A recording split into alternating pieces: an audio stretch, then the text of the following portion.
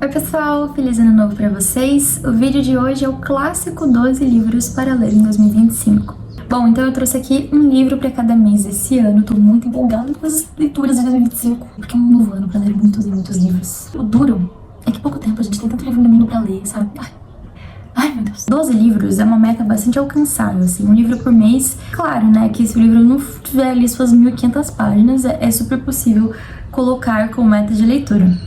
Então, se a sua vida é muito corrida, se você não tem tempo pra ler, coloca um livro por mês, gente. Dá pra ler tranquilamente, você vai estar lendo mais que 99% da população brasileira. No final do ano você leu 12 livros.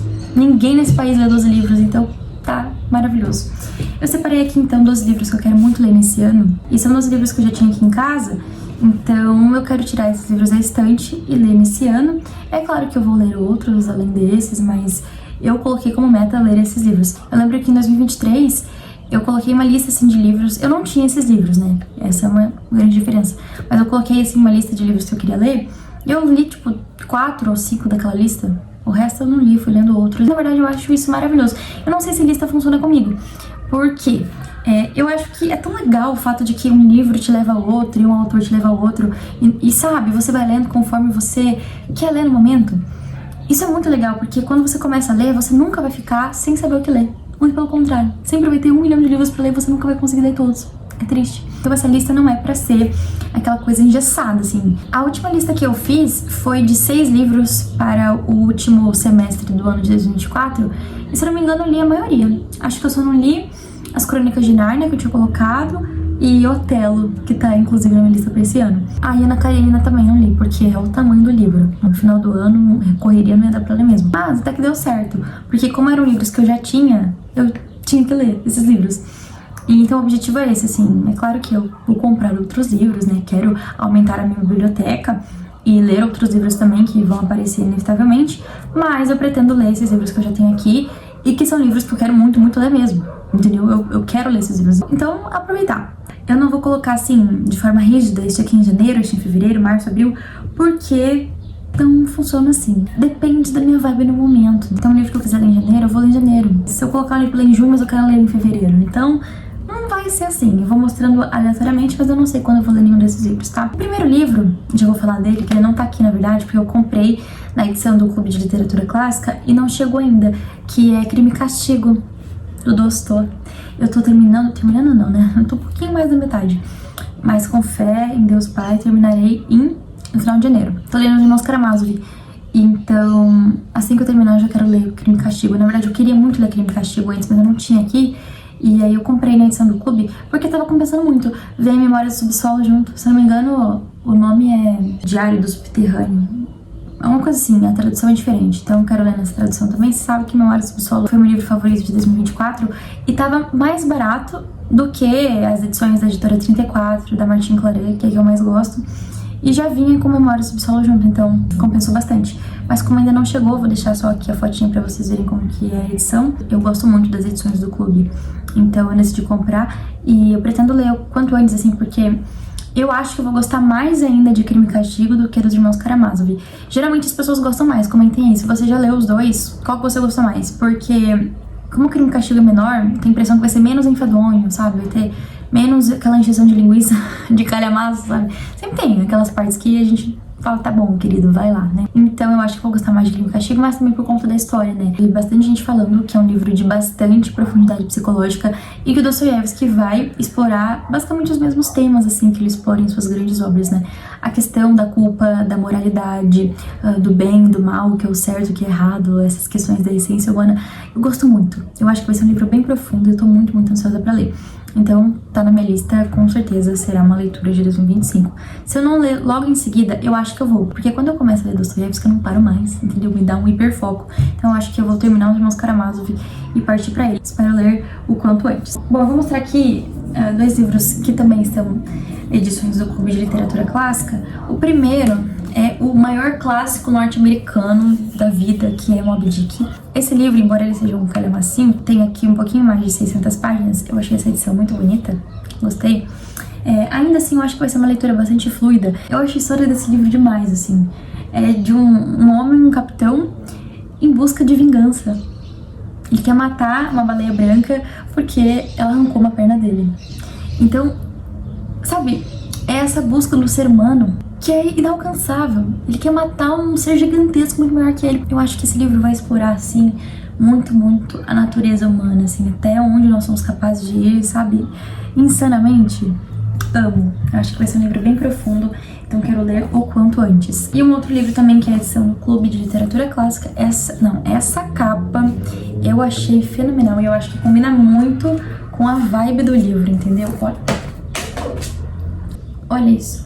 Lindo demais. Esse livro é da Emily Brontë, que é a irmã da Charlotte Brontë, que foi quem escreveu Jane Eyre, que é um dos meus livros favoritos. Então, acho que eu vou gostar. Eu vi bastante gente que prefere, inclusive, O Morro dos Ventos Vivantes. Eu acho que aqui a história é um pouco mais complexa, assim, tem mais personagens e tal. Não é um romance de formação igual Jane Eyre, então tem uma pegada diferente e tem mais profundamente esse lado sombrio e gótico. Que em Jane Eyre, assim, tem algumas pitadas, né? O mistério da mansão, a louca do sótão e tal. Mas aqui eu vi, assim, as pessoas falando que esse elemento gótico, sombrio, de suspense, é mais enfático do que em Jane Eyre. Inclusive a capa demonstra bastante isso, né? Essa questão sombria, o Morro dos Ventos Vivantes. Eu acho esse nome muito poético. E um outro livro que eu quero muito ler é essa distopia, O Senhor das Moscas. Eu amo distopia, é um dos meus gêneros favoritos. Uma distopia que eu queria muito ler também é Fahrenheit 451, mas eu ainda não tenho. Então eu vou ler O Senhor das Moscas, aproveitar que tá aqui.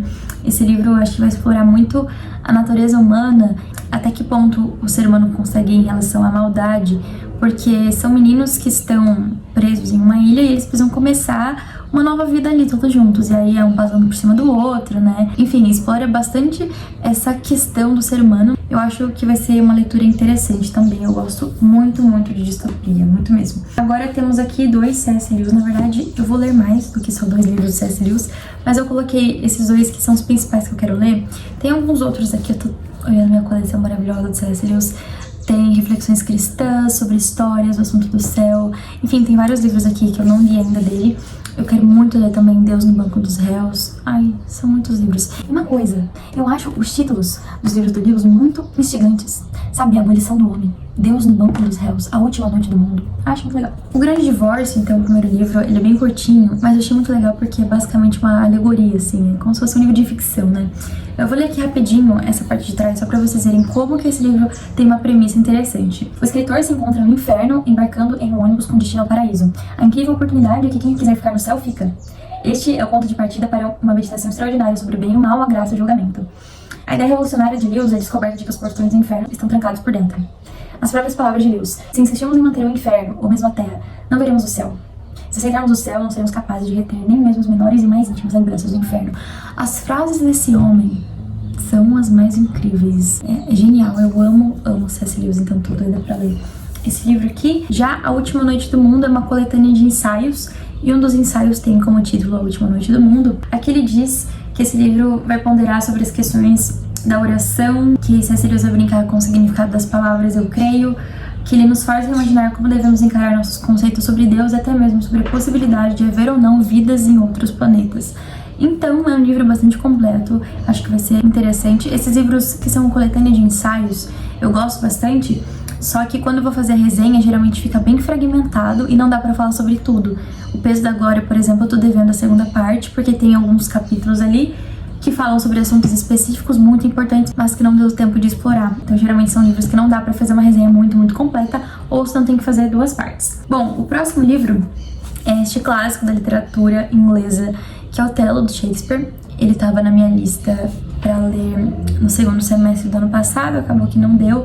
Eu já conheço a história, é um clássico, o livro que inspirou Dom Casmurro também, que tem questão de traição, ciúme, assassinato. É muito interessante esse livro. Eu acho que é um dos escritores que mais conseguem explorar a natureza humana de uma forma muito realista, assim, muito verossímil. Eu acho fantástico. Tem mais 3 livros que são, assim, clássicos de ficção. O primeiro é O Médico e o Monstro, um livro que vai explorar essa questão científica, tipo Frankenstein também, que vão falar sobre essa questão do ser humano em relação consigo mesmo e a sua maldade. Então é um livro com uma premissa bem interessante, ele é bem curtinho também, então com certeza dá pra encaixar. O outro é O Russo, do Ivan Turgenev, que é O Primeiro Amor, um livro curtíssimo também, mas tenho a impressão de que vai ser lindinho. Eu quis ler esse livro principalmente depois que eu li Noites Brancas. Eu tenho a impressão de que, não que será uma história parecida, mas essa questão daquele romance e tal, né? Eu gosto de romance, na medida certa. Não é o meu gênero favorito, mas eu gosto. E também o clássico Utopia, é uma sociedade fundada em leis igualitárias, na qual toda propriedade é comum e as pessoas vivem em harmonia, livres de violência e intolerância. Então, a utopia é um não lugar, justamente porque não existe. E esse livro aqui é o pontapé inicial para o que surgirá no futuro, que são os livros anti-utopia ou as distopias, né, que são os livros mais interessantes do universo. Então esse livro é um clássico para quem gosta de distopia, principalmente para entender de onde surge essa ideia de um paraíso na Terra, essa ideia utópica de mundo. Temos aqui também o clássico Confissões, do Santo Agostinho.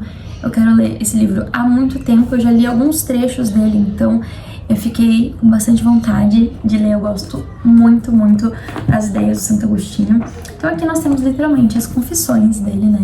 Ele vai falar sobre os seus pecados, as suas falhas e também a esperança do perdão em Cristo. Então é um livro muito interessante. E eu sempre gosto de colocar, junto com os livros de ficção, algum livro sobre religião, cristianismo, enfim, algum livro desse assunto, algum livro mais espiritual, assim, para ler todo mês. Então eu coloquei aqui Confissões. Ele é um pouquinho grande, mas eu acho que vai ser um livro bastante fluido, assim, né? Justamente porque nós vamos ter acesso, assim, à mente, ao coração, à alma do Santo Agostinho, entender como que Cristo nos ama, apesar dos nossos pecados e falhas. Então é um livro que eu quero muito ler também. E agora os últimos 2 livros não são de ficção. Eu sempre tento encaixar livros de não ficção, como eu falei. Geralmente eu gosto de colocar religião, ou educação, ou livros sobre literatura também, como por exemplo O Grande Código, do Fry. Dele eu só li A Imaginação Educada, mas eu amei. Tenho também O Caminho Crítico e quero comprar também A Bíblia e as Palavras, se eu não me engano. Enfim, ele explora bastante essa questão da Bíblia e da literatura, como que a Bíblia é importante para a compreensão da literatura ocidental principalmente.